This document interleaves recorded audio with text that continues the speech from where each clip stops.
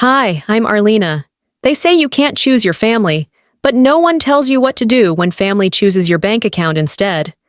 Mine spent $155,000 on my credit card. A house, vacations, even a cruise. When I confronted them, they laughed, told me I should be grateful. When I sued, they went online, called me heartless. My own mother told the internet I was trying to ruin her life. But do you know what broke me more than the debt? The silence. The silence when I checked my account and saw only $45 left. The silence when they posted smiling photos from Santorini. The silence when I realized they didn't just take my money. They took my name, and when I finally stood in court and the judge ruled in my favor. Why did I smile? Because it wasn't about revenge. It was about finally being heard. Are you ready to hear what they never wanted anyone to know? It was 2:41 a.m. when my phone buzzed on the nightstand. At first, I thought it was just one of those late-night spam texts. Maybe a random, "Congrats, you've won an iPad" nonsense. But the screen was brighter than usual. It was a notification from my bank. I blinked a few times, the way you do when you're not sure if you're dreaming or just exhausted. My thumb hovered over the screen for a second before I swiped it open. One number. That's all it took. $45. That's what was left. 45. I sat up fast, my heart already racing ahead of my brain. I refreshed the app, closed it, opened it again. Maybe I misread something. Maybe it hadn't updated properly. But no, it was the same every time. My checking account was drained. And not just a little, thousands gone. I got up, paced barefoot across the kitchen tiles, opened my laptop, and logged in. The breakdown made my stomach twist. Multiple charges I didn't recognize. A $5,000 transfer to an account I didn't own. Payments to a cruise line. A high-end furniture store in San Diego. Airline tickets booked in someone else's name. All tied to my card. All done in the past 2 weeks. I wasn't even mad yet. I was stunned. There's a moment before anger, where your body just freezes, like it needs permission to process what it already knows. But deep down, I knew who did it. I just didn't want to say it out loud yet. By morning, I couldn't wait anymore. I called my mother. She answered on speaker. I could hear the faint sound of dishes clinking, some kind of upbeat music in the background, maybe an old Kenny Rogers track. Her voice came through like I had interrupted brunch. "Arlena, everything okay?" "Did you use my credit card?" I asked, straight to the point. My voice was low, clipped, controlled, though I felt anything but. A pause. Then she chuckled. "You're acting like money's oxygen. Calm down." I pressed harder. "Mom, did you take my card and use it without telling me?" Her answer came like a slap cloaked in sugar. "Well, it wasn't just me. Your father and I needed help. The house needed repairs. Zinnia's Europe trip wasn't cheap, and you know her job isn't stable right now. You have good credit, honey." I stood completely still. "You didn't think to ask?" She scoffed. "Ask? After all we've done? This was our thank you for raising you. You're welcome." I could feel something splinter inside my chest. It wasn't just about the money. It was the entitlement, the certainty that they had every right to dig into what I had built without blinking. They didn't just steal. They believed they deserved it. I hung up, not in a dramatic way, just disconnected. There was nothing left to say. The silence was thicker than any scream I could have mustered. Later that morning, I sat at my kitchen counter with a mug of coffee gone cold. I started replaying all the moments I should have seen this coming. The times she'd borrow my card to pick up groceries. The email I'd received a month ago saying my credit limit had increased. An alert I had brushed off. The subtle nudges, the guilt trips, the way she'd talk about my fancy job, like it was some sort of family asset. It wasn't just one mistake. It was a pattern. And I had let it grow. I scrolled through my bank app again, clicking through each transaction, line by line. Cruise, couch, tickets, spa. One by one, a list of luxuries I hadn't enjoyed. They weren't purchases. They were betrayals with dollar signs. I called the bank. Of course, there was no fraud alert. The charges were within normal spending behavior because they'd been made in familiar zip codes. I lived in Portland. My parents were in Eugene. Close enough, apparently, for the system to think nothing was wrong. That evening, exhausted, I opened the group chat my family used. I hadn't checked it in weeks. The latest message was a photo. My parents standing on the porch of their newly remodeled home, smiling ear to ear. Fresh siding, new windows. A caption under the picture, written by Zinnia. Couldn't have done it without the best sis in the world. Love you, Arlena. My jaw clenched. There was no irony in the message. Just pure, oblivious arrogance. They hadn't just used me, they were celebrating it. I stared at that photo for 5 full minutes before deleting the thread. I didn't respond. Didn't say a word. I wasn't part of their joy. I was their funder. 2 days after I found out what they did, I walked into Crawford's grocery like I had every Saturday morning for the past 5 years. It was routine. Eggs, oat milk, a few apples. What wasn't routine was the way the woman by the bread rack lowered her sunglasses just enough to let her eyes linger on me. Or the man near the lottery counter, whispering something to his buddy, nodding in my direction, like I was the star of a true crime docuseries. Then I saw it. Tacked to the community board near the exit, nestled between a lost dog flyer and a babysitting ad, was a printed screenshot. I stepped closer. It was my mother's Facebook post. The caption in bold, "She's suing us, after everything we did for her." No one needed to say my name. This town thrived on implication. The post had gone up the night before. I hadn't seen it, hadn't expected it. But the minute I read it on paper, public and posted like a wanted ad, I knew the internet had already done its damage. It was one thing to be betrayed behind closed doors. It was another to have your own mother light the match in public and hand everyone the gasoline. I left without buying a thing. Back at my apartment, I opened my phone and braced myself. Her post had more comments than any announcement she'd ever made. "We gave her everything," she wrote. "A home, love, support." And she turns around and files legal action over a misunderstanding. "We never thought our own daughter would betray us this way." Below that, hundreds of replies. "Ungrateful brat? Kids these days only care about money." I'd disown her. And there, right in the thread, Zinnia had left her stamp. "We didn't raise her this way, Mom. I'm heartbroken." She had the nerve to act like the victim, publicly, while sipping cocktails on a beach paid for by the same credit card they'd drained. What stunned me more than the betrayal was the silence from the people I'd expected to defend me. My old coworkers? Silent. My college roommate? Unfollowed. Even Amy, who once cried on my shoulder when her husband cheated, hadn't texted. No one asked for my side. No one cared. That's how small towns work sometimes. They don't need facts. They need familiarity. My parents were the familiar ones. I was the anomaly who'd moved away, built something on my own. And now, apparently, I was the villain. A few days later, I was sorting through a drawer, looking for an envelope, and found a birthday card. It was one of those mass-signed ones from the family. I hadn't paid attention to it when I got it, had tossed it into the drawer like all the others. But now, I stared at it differently.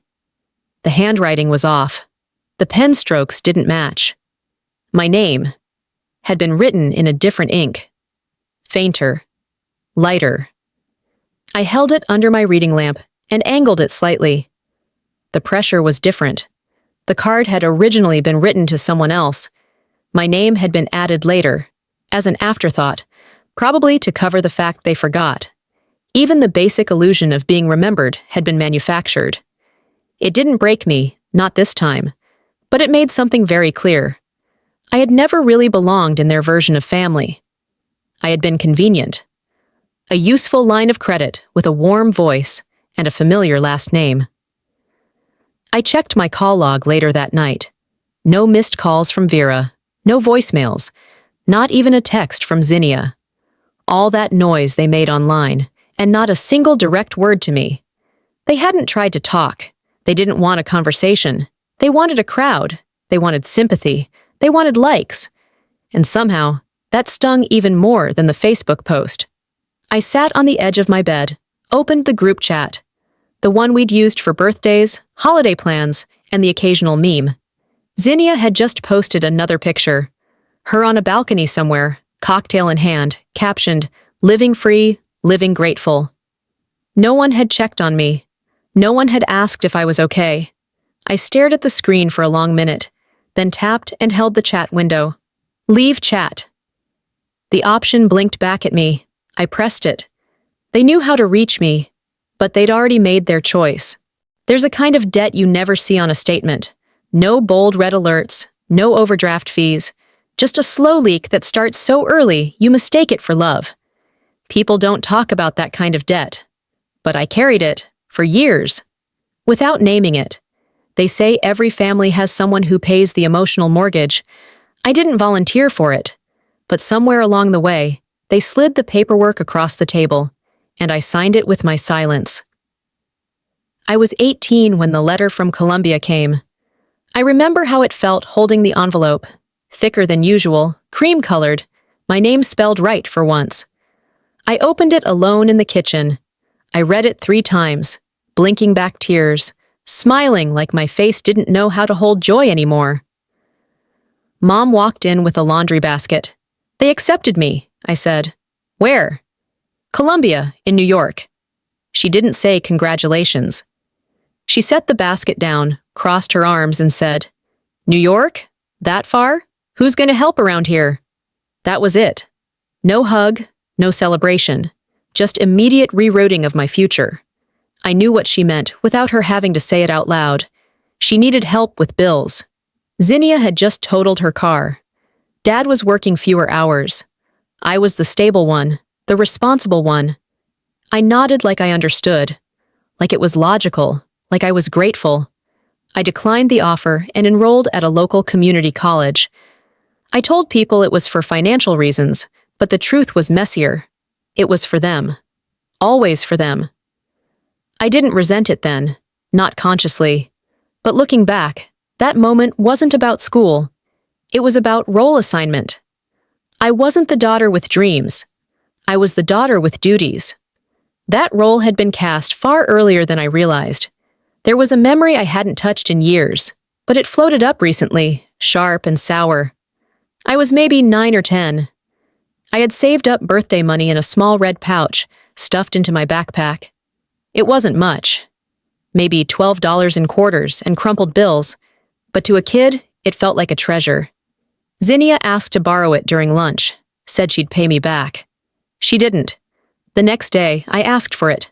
She laughed. "I bought us both ice cream, that counts." I went to Mom. Calm, straightforward. Just a kid asking for fairness.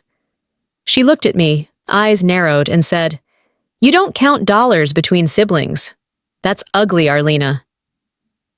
I remember shrinking, feeling heat crawl up my face. I was the problem, for asking to be respected. That was the first time I learned that speaking up cost more than staying quiet.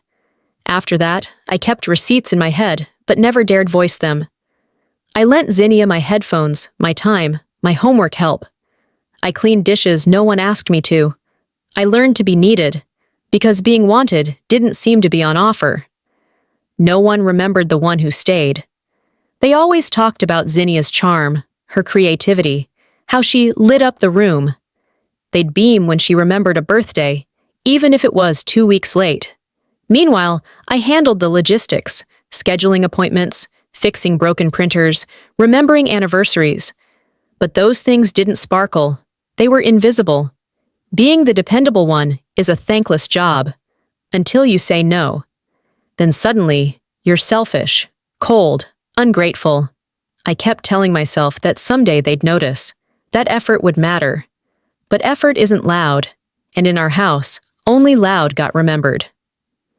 Last Thursday, while organizing tax documents for the case I was building, I opened a folder I hadn't touched since last year's refinancing. I was scanning receipts when a thick envelope slid out. Something about a mortgage update. At first, I was going to toss it. But curiosity, or maybe intuition, made me pause. It was a loan document. Mortgage, to be specific. I glanced at the address and froze. It was the Eugene house, my parents' remodel, the one Zinnia had posted about. I flipped to the signature page. My name was there, Arlena Wren, as co-borrower. I stared at it, waiting for memory to catch up. Maybe I had forgotten? Maybe it was something I'd agreed to in passing. But no. My handwriting didn't look like that. The signature was similar, but not quite right. Like someone had practiced. I didn't remember signing it, because I never did. I sat at my kitchen table late that night, the kind of late where the streetlights outside looked like stars fallen just close enough to touch. My apartment was quiet. Too quiet. I stared down at the mortgage document again, that ridiculous beige folder laid out like a crime scene. My name wasn't just typed, it was signed, inked, legal, binding. And still, I had no memory of ever seeing it before. It wasn't just the forgery, it was the insult. They didn't just take from me. They'd stolen my signature, my identity, my legal presence. That name, Arlena Wren, meant something because I built it. Carefully, one bill at a time, one credit score point at a time, and they used it like a discount code, a convenience. I logged into my email and pulled up the contact for the mortgage company. I wasn't looking to scream. I just wanted the truth. Something cold and verifiable. The customer service rep on the phone sounded maybe 22, cheerful in that rehearsed way people are when they're forced to apologize for other people's lies. "Let me just verify your information, ma'am," she said. She paused for a moment, typing. "Yes. I see that your name is listed as co-borrower on the property located at..." She read off my parents' address like it was no big deal. I cleared my throat. "Can you send me the digital documents? I want to see what I supposedly signed." Another pause. "Sure, but just so you know, the original signatures don't look like they match our normal biometric record. It happens sometimes when family helps out." I didn't answer right away. I just let that phrase sit there in the air. "Sometimes families forget to mention these things," she added. "No," I said quietly. "Families don't forget. They hide." The email came through 5 minutes later, PDF attached. My name, in shaky penmanship, sat right beside my mother's, both signatures on a second mortgage. The ink looked familiar, but not mine. It was a mimic, like someone who'd watched me sign my tax forms and practiced until they got close enough. And the worst part? I didn't feel shocked anymore. I felt tired. 2 days later, I drove to Eugene. It wasn't for confrontation. I told myself I needed to see it with my own eyes. The house, the porch, the lie. I just needed something concrete. Closure, maybe. Or confirmation that I wasn't imagining any of this. It was early afternoon when I pulled up across the street from their house. It looked lovely. The siding was fresh, the roof new, and there was a wide porch swing that hadn't been there since I was a teenager. Zinnia's little silver coupe sat in the driveway like it belonged. And it did. It belonged more than I did. I didn't get out of the car right away. I just sat there, watching, thinking. My name was under those shingles. My signature paid for that swing, that paint, those windows. They didn't just rewrite the house. They rewrote the story. I turned the key, ready to leave, when I saw her, Mrs. Kellerman, the neighbor who used to bring us lemon bars and unsolicited opinions about my hemlines. She was older now, walked with a cane, but still sharp-eyed and steady. She waved when she saw me. I rolled down the window. "Well, well," she said, smiling. "Didn't think you'd be back so soon. You proud of how the place turned out?" I blinked. "Proud?" "Sure. I mean, after all the work you put into it. Vera said you were the one who made it happen. Thought you'd be proud of what your name built." My mouth went dry. She meant it sincerely. She didn't know. She wasn't part of the lie. She was just repeating what she'd heard. That Vera had told the neighborhood I helped. that it was mine, in some poetic, unspoken way. I thanked her, nodded, and drove off. I didn't need to see any more. That night, I opened my laptop again. No hesitation. I drafted one email. No greeting, no "Dear Mom," no explanation. "You forged my name. That's a felony." I hit send. There was no reply. But then again, she didn't need to deny it. Silence is loud when you know what it's hiding. The email landed in my inbox at 11:04 a.m. on a Tuesday. Subject line: Flight confirmation to Santorini. At first, I thought it was spam, the kind of phishing scam that latches onto your old Gmail and clings like a shadow. But the airline was real. The departure date was this week, and the payment had been processed with my Chase Sapphire Reserve ending in 72231. That card hadn't been active in over a year. Or so I thought. My stomach dropped. I didn't click the link. I went straight to my credit card app, heart already sprinting ahead of the facts. The charges were there. Hotel in Oya, transfers from Athens, spa packages, a 6-night sun and soul couples retreat. Couples. I closed my eyes, let the glow of my screen bleed red against my eyelids, and then opened them again. Same charges, same flight, same theft, different mask. I pulled up Instagram. I already knew what I'd find. I just didn't know how angry it would make me. There she was. Zinnia, poolside. Wide brim hat, glass of something expensive, tan lines barely showing. Her caption read, "Family first. Grateful beyond words. Warts healing, seer sun therapy." I choked on air. Grateful? I zoomed into the drink. The logo matched the bar listed on the itinerary I'd just seen. They didn't even bother to hide it this time. They'd grown bold, entitled, loud about their theft, as if my money was their birthright and my absence just proof I didn't need it. I took screenshots of everything, the email, the receipts, Zinnia's post. I started a new folder on my desktop called Proof Q2. I didn't know what I'd do with it yet, but I knew I couldn't let it sit. Then, without much thought, I dialed Vera. She picked up after 2 rings. "Arlena," she exhaled, like I was the one making things difficult. "Look, I know what you're calling about. And before you go full lawyer on me, it was one time. Zinnia needed it. She's been under so much pressure." "She used my card," I said flatly. "Well, technically," she started, then paused. "It's linked to our Apple Pay. You never removed it after you stayed for Christmas, remember?" "That was 16 months ago." She sighed again. "You're being dramatic. It's not like we bought a house." "No," I said. "You already did that. With my name on the deed." Her silence buzzed through the phone like static. "I'm filing," I said. "This isn't a conversation anymore." There was a shift then, a sharpening of her voice, clipped, colder. "If you take this further," she said, "you're not just losing your family, you're killing your mother. My blood pressure's been through the roof. I've barely been sleeping." I let her words hang there, ugly and thick. "You used my life like it was a spare change drawer," I said quietly. "And now you want sympathy because the drawer finally closed?" Click. I ended the call. Later that night, I got the email. Subject: For what it's worth. I knew before opening it that it was from her. The body of the message was 3 paragraphs of hollow. It began, "I'm sorry you feel hurt." Not, "I'm sorry we hurt you." No. The apology lived in my perception, not in their actions. She continued, "If you drop this and let things settle, maybe we can find our way back to how things used to be." How things used to be. I hovered over the delete button for a full minute before clicking it. No reply, no draft saved. Just gone.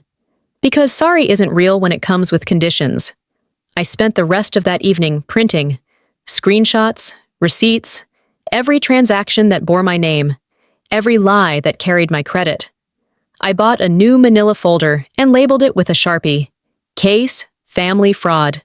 There was something healing about writing it in all caps. They'd taken my money, my credit, my signature. Now I was taking it to court. The moment I hung up on Vera, I opened a new browser tab and logged into my bank's secure portal. I didn't hesitate. I typed like someone who'd stopped asking for explanations and started hunting for evidence. Under authorized users, Zinnia's name stared back at me, smug in its digital permanence. I clicked the small details button beside it, and a new screen loaded with a scanned image of the signature used to approve her access. My hand hovered over the mouse. I zoomed in. It looked like mine. Just barely. Enough to fool someone glancing quickly. Someone who didn't know the loops in my capital A, or the way I never connect the R and L in Arlena. But I knew, and this wasn't mine. I called the fraud department next. I wanted to hear it from someone who didn't share my blood. The woman on the line was patient, calm, walked me through the steps like it was a routine. Because maybe, for her, it was. For me, it felt like calling the police to report a break-in and realizing the thief lived in the next room your entire life. "We can launch an internal investigation," she said. "We'll compare the signature to your prior documentation. But, can I ask, do you want to press charges if it's proven?" I didn't flinch. "I'm already preparing my affidavit." I spent the rest of that afternoon in silence. No music, no TV, just the occasional creak of my chair as I shifted between tabs. I changed every password I had: bank, email, utilities, even my dog's vet portal. I closed any account tied to our family name, canceled every old card, and locked down my credit with Experian. Then I started reading. Legal blogs, Reddit threads, government PDFs with titles like, "What to Do When You're Financially Exploited by Family." I wasn't angry anymore. I was focused. Focus is what you fall into when rage has exhausted you. I remember pausing mid-scroll, fingers still hovering over the trackpad, and whispering aloud to no one. It's only theft when strangers do it. When it's family, people call it love. That night, I got a text from Gareth. "Gareth, things are getting tense at home. Mom's losing it. Just that. No preamble, no emojis. Just a son trapped in the wreckage of a woman who kept detonating mines and calling them gardens." I didn't reply right away. I stared at the message for a long time, remembering how Gareth used to bring me snacks when I'd lock myself in my room as a teenager. How he'd once slipped a note under my door that read, "You're not crazy, they're just loud." He had never asked for anything, so I opened my banking app and quietly transferred him $200. No message, no lecture, no conditions. I didn't even save the confirmation email. He never asked. That's why he deserved it. 2 days later, I sat at my desk with a legal pad and wrote out a timeline, transaction by transaction. I printed copies of emails, social media posts, payment authorizations. I organized them by month, by who was involved, by who benefited. I saved every document in a new folder labeled Family Firewall Stage 1. No more second chances. No more excuses dressed in maternal tone. No more pretending shared DNA was a valid receipt. They thought I wouldn't fight back. But I don't play defense anymore. I only needed eggs and paper towels. That's all. But walking into Crawford's grocery that morning felt like stepping into a courtroom I hadn't agreed to enter. The bell above the door chimed, and within seconds I felt it. The kind of hush that always follows scandal. Not the kind caused by strangers, the kind birthed by family. Near the entrance, taped between a lost dog flyer and a help wanted sign, was a printout of an article. My picture wasn't there, but my name was. Bolded in black ink. Daughter suing retired parents over debt. I didn't need to read more, but I did. Of course I did. Arlena Wren, 34, has filed a civil complaint against her parents, alleging unauthorized financial use. Below that was a quote from Vera, my mother. "We gave her everything. She wants everything back." I could feel the blood rising to my face as someone nearby muttered, "Is that her?" I glanced up just in time to see a teenage girl holding her phone, angled just enough to catch me in the frame. She whispered something to the woman next to her, who turned, narrowed her eyes, and shook her head. I walked out. I never got the eggs. Back home, I opened the article online. Thousands of comments. I didn't expect support, but I hadn't braced for the sheer volume of hate. She should be ashamed. That generation doesn't respect sacrifice. I hope her parents disown her. Mixed in were a few lonely defenders, strangers who hinted at nuance, but they were drowned by outrage. I scrolled until I felt nauseous, then forced myself to stop. By noon, my work inbox pinged. Subject, just checking in, from Rachel G. Hey, just saw something online. I'm so sorry. Are you okay? I stared at her message, then closed the window. What was I supposed to say? That I'd been turned into a pariah for enforcing basic boundaries? Later that week, I noticed neighbors slowing down when they walked past my place. One finally asked, "That article, was that really you?" I gave a nod and changed the subject. But after that, I stopped watering the plants out front. I let the blinds stay drawn. I deactivated Facebook, deleted LinkedIn, removed my profile picture everywhere.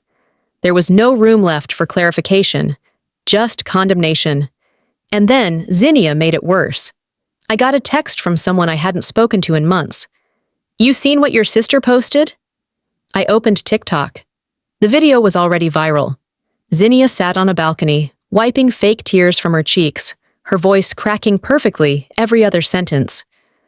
"My sister's suing our family. I don't know why she hates us so much. We raised her with everything. We always loved her. I just wish she'd talk to us." There were pictures layered behind her. Childhood photos, us in Halloween costumes, me holding her hand at a theme park. Edited, filtered, manipulated. The comments came fast. "Monster sister. She's sick. She should be locked up." It was under Fox Sister Sue's mom. Over 500,000 views. And I knew exactly what she was doing, controlling the narrative. They weren't just hurting me anymore. They were shaping me into someone I didn't recognize. I closed the app and opened my folder. Family Firewall, Stage 1. I printed the article, captured screenshots of Zinnia's video, saved comment threads, timestamps, overlays. Then I created a new folder. Title, Public Narrative versus Documented Truth. I didn't need to argue in their court of public opinion. I had my own venue. Let them trend. Let them post. Let them cry into ring lights and call it honesty. I'd show the judge a different kind of truth, one backed by law, not likes. This time, their lies wouldn't trend. The facts would. When I opened the envelope, I didn't flinch. Not because it wasn't a big deal. It was. But because I'd already made peace with the war I was about to wage. Inside was the final version of the civil complaint. Clean, heavy paper, thick with language that held weight far beyond words. Attached to the back was a note from Callum Rhodes, my attorney. "We're ready if you are." I stared at the signature line. The space waited like a witness. I picked up my pen and signed. That night, I slept better than I had in months. I didn't announce the lawsuit. I didn't post cryptic quotes. I didn't warn anyone, not even Gareth. I simply lived my life as if nothing had changed. I went to work, ate lunch alone, answered emails, even attended a city planning meeting for the neighborhood board. Because sometimes, the loudest move you make is not making a sound. But inside, I imagined it. The exact moment those envelopes would land in their mailbox. Zinnia pulling hers out first, distracted and bored, flipping it open with a nail she didn't pay for. Vera checking the mail at noon like she always did, coffee in hand, probably still in her robe. The weight of that letter hitting their hands would be soft, but what it carried would burn. It happened 3 days later. I didn't witness the reaction directly, but I didn't have to. The text messages came first. Zinnia, naturally. Zinnia, are you seriously doing this? Over a few vacations? No greeting, no apology, just shock coded in guilt reversal. I didn't reply. The next was a voicemail from Vera. "I don't understand. We're your family. You could have just come home and talked like grown-ups. Now you've made this ugly." Ugly! As if forging my signature was polite. I let the messages pile up. I saved them, even transcribed them. Evidence wasn't always in documents. Sometimes it was in tone. Later that week, Callum called. "We have a development," he said. "Your mother didn't do this alone." He didn't need to clarify what this meant. I knew. He continued. "We subpoenaed internal records from the bank. Turns out one of the verification alerts was overridden by someone who doesn't work in verification." I sat down at the counter, letting the weight of what he was saying settle. "You're saying someone inside helped her?" "A woman named Cheryl Jacobs. Used to work with your mother at the community center.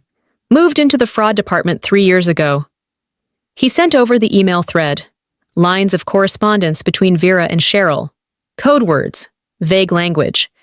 But the intent was clear. "Can you bypass the second step? It's urgent. She won't mind, I promise. Me. So it wasn't just emotional theft," I whispered. "It was institutional." "Yes," Callum said, "and now it's actionable." I thanked him and hung up. Then I opened the file folder on my laptop and copied every document, image, audio file, and screenshot onto a new USB drive. I labeled it with a permanent marker. Exhibit A. It wasn't for revenge. It wasn't for pride. It was for clarity. For every time they'd laughed off my pain, every time they called me dramatic, every moment they told the world I was the problem. They sued my silence. I'm just counterfiling. The hallway outside courtroom 3B smelled faintly of lemon-scented floor polish and nerves. I sat alone, back straight, hands folded in my lap, trying to keep my breath even. Across the room, Vera walked in with a tissue already in her hand. Pure theater. Zinnia trailed behind her, avoiding my eyes, sunglasses still perched unnecessarily on her head. She wore all white like she was the widow of a war I'd started. They walked in as victims. I walked in as facts. The courtroom was smaller than it looked in TV dramas. More wood paneling, fewer gasps. Callum sat beside me, calm and unreadable. When the judge entered, the shuffle of everyone rising was the only sound we shared. Callum opened clean. No theatrics, no drama. Just a line-by-line summary of the complaint. Misuse of financial instruments. Forged signature. Internal collusion with a third-party banking representative. He handed over our first batch of documents with quiet precision, like a surgeon passing scalpels. Vera's attorney stood. Older man. Well-practiced in the fine art of patronizing tone. He launched into a plea masked as reason. This is a family matter, not a criminal one. Emotions ran high. There were misunderstandings, not malice. Then Zinnia was called. She blinked fast, played the wide-eyed innocent. I thought she knew. I mean, we never hid the remodel. And the trip. She'd always been the one to help. That's how it's always been. The judge scribbled something, said nothing, and then Callum pressed play. The recording filled the room, clear and cruel.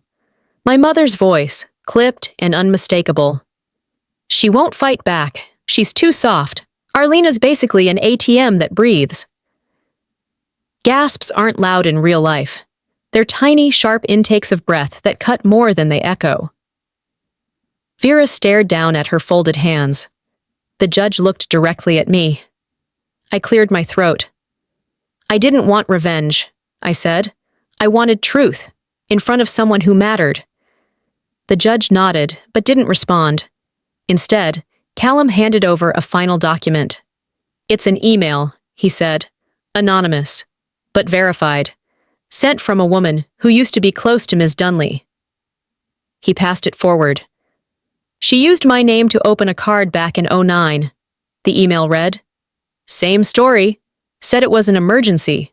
Took me years to clear my credit. The courtroom stilled. Zinnia shifted. She didn't look at me. She didn't look at her mother either. The judge sat straighter now. This paints a pattern, he said, not an isolated lapse. I kept my face still, but inside, a pressure was lifting. One truth at a time, the air got lighter. Before I render my decision, the judge said, leaning forward, I want to state clearly, this case is not just about money. It is about identity, trust, and manipulation. He paused. Everyone leaned in.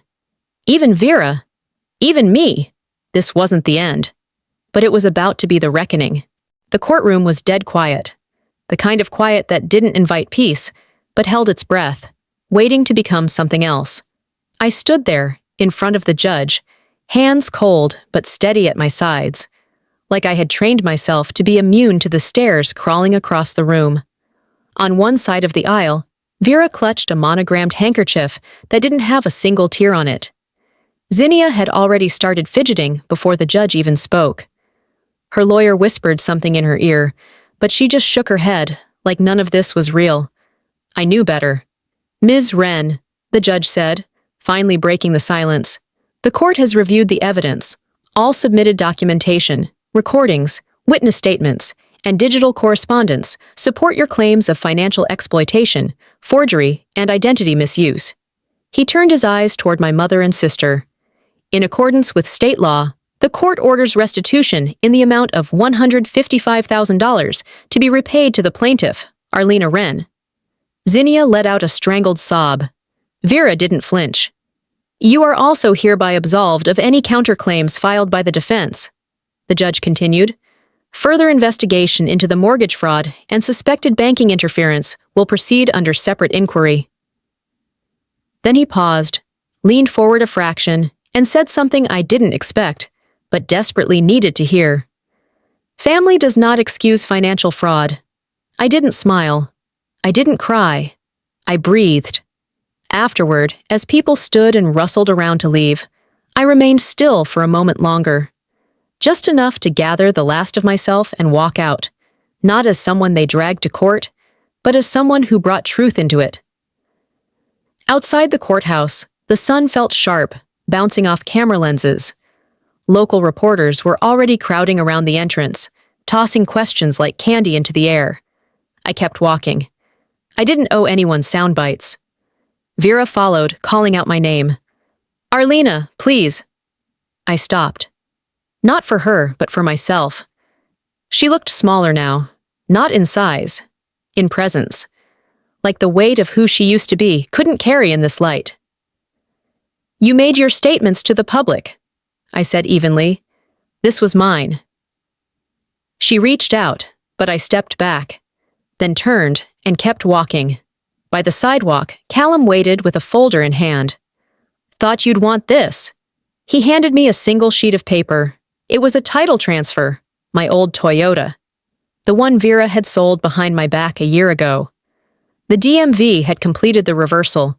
The car was legally mine again. You officially own it, he said.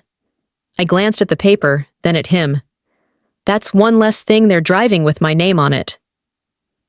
Later that night, after I showered and wrapped myself in something soft, I sat at my laptop. I opened a new email. To melissa.townsend@cityplanning.org. Subject, time off request. Body. Hi, Melissa. Given the recent conclusion of legal proceedings, I may need to take a few days next week to handle the follow-up process. I'll ensure project timelines remain unaffected. Best. Arlena, I hovered over the send button for a moment, not because I doubted the email, but because of what it meant. This wasn't a break for recovery. It was a mark of reclamation. I never wanted to be seen as the victim. But now, I wasn't hiding the survivor either. I hit send with a steady hand, because now, I was finally holding the pen. The morning after the verdict, the sun came in softer. Not through a new curtain or a cleaner window, but in the way light feels when it has nothing left to compete with. I stood in my kitchen, letting it warm my face while my coffee brewed. My phone lay face down on the counter. No buzzing, no missed calls. It wasn't the kind of silence that comes with being abandoned. It was the kind you choose. I took my mug to the window and sat on the sill like I had when I first moved into the apartment. Back then, I was still trying to feel like I belonged somewhere. Today, I just was. At noon, I received a message from Joyce, my cousin. Joyce, they're saying you went too far, but I saw what you did. I wish I had your spine. I didn't reply, but I smiled, not because I needed her validation, but because it reminded me there were people watching who understood that survival sometimes looks like rebellion. By the end of that week, I'd canceled every shared subscription: Netflix, Hulu, the family phone plan I'd been paying since 2016. The water bill still auto-debited from my account. Gone. No announcements, no explanations. I wasn't cutting them off. I was reclaiming what they should have never had. I wasn't disappearing. I was deleting access. Later that evening, I pulled out a fresh sheet of paper and started writing. Not an email, not a text. A real letter, addressed to Vera. It wasn't angry. It didn't bleed. It wasn't a list of demands or accusations. It read more like a eulogy. Not for her, but for the version of myself I used to be around her. "I don't hate you," I wrote. "I just finally love myself more." When I was done, I folded the letter, slid it into an envelope, and tucked it in the back of my dresser drawer. Not everything needed to be sent to be understood. The following Monday, Callum forwarded me the final court documents. Restitution had been deposited. The title for the house had been fully removed from my name. Vera and Zinnia hadn't appealed. I replied simply, "Thank you. Let's not keep any more folders open." He sent back a thumbs-up emoji, the kind of ending that didn't need a comma. That evening, I opened the windows and let the quiet in. I didn't listen to music. I didn't turn on the news. I just let the sound of nothing settle into every inch of the space they'd once occupied. And then, a new ping. Notification. Zinnia Roque has requested to follow you. It was a new account. No bio. No photo. But I knew it was her. The past had clicked follow, but I didn't owe it a response. The air in my new apartment smelled like lemon oil and unpacked cardboard. I hadn't hung any pictures yet, but I didn't need to. There was no rush to define this space. It already felt like mine. No ghost keys, no surprise auto debits, no reminders of obligations I never agreed to. I opened the kitchen drawer where the utensils lived. Every fork, every spoon bought by me. The lease had my name. The Wi-Fi bill, mine. The bookshelf in the corner was filled with novels I'd promised myself I'd one day read. And this time, no one else had logged into the account where I bought them. "This place wasn't inherited," I whispered aloud. "It was earned." The silence here wasn't hollow. It didn't ache. It hummed gently with peace. By midweek, I had a to-do list titled Last Ties. On it, remove myself as guarantor for Gareth's old lease. I didn't have to. He'd already made every payment, never once asked for more. But I wanted him to have his name unshadowed by mine. The call took 8 minutes. A quick confirmation and my signature on a release form. That part of my past was now his to carry, or not. Next, I walked into a local bank and closed the very first account I had ever opened. It felt heavier than it should have. I remembered signing the papers at 17, with Vera by my side, telling me which pin to pick and why overdraft protection was for irresponsible people. I signed the closure form slowly. "You don't just walk away from a battlefield," I told the teller with a soft smile. "You sweep the mines they left behind." That night, a new envelope arrived, certified, from Eugene. Inside was a $5 check. The memo line read, "For everything." I laughed. Not because it was funny, but because the irony was too perfect to ignore. I took the check to the bank the next morning and deposited it through the mobile app. In the Add a Note field, I typed one word: closed. Then I hit submit. A week later, I did something I hadn't done in a long time. I said yes to a media request. A financial trauma advocacy group had asked to feature my story. They didn't want names or specifics, just the emotional truth, the human toll of being made into someone's backup plan. We filmed in a small studio, no makeup, no fancy edits, just me, my voice, my story. The video posted on a Tuesday afternoon. By Wednesday night, it had passed 1 million views. The quote that went viral wasn't even rehearsed. It came out of me naturally, maybe because I had carried it so long. Family doesn't mean endless access. Love has boundaries and credit limits. By the end of the week, my inbox was filled with messages. Survivors, women, men, children of parents who saw them as options, not individuals. Most didn't want advice. They just wanted someone to say, "It happened to me too." And I did. Then came the message I knew was coming. A new Instagram handle, no profile picture, but the name read clearly, Zinnia Roquette Rebuild. Her message, "I get it now. I was just scared." I read it, twice. Then I opened the message settings. Blocked. I didn't type a single word. I just hit block. And this time, it wasn't silence. It was the final word. The following Sunday, I walked through Pike Place Market in Seattle. My phone was on silent. I wasn't rushing anywhere. I wasn't checking for emergencies. I paused by a flower stall, smiled at the vendor, and turned just in time to bump into someone. "Sorry," he said, stepping back politely. Then he looked at me and added, "You look like someone who finally stopped carrying weight that wasn't hers." I smiled.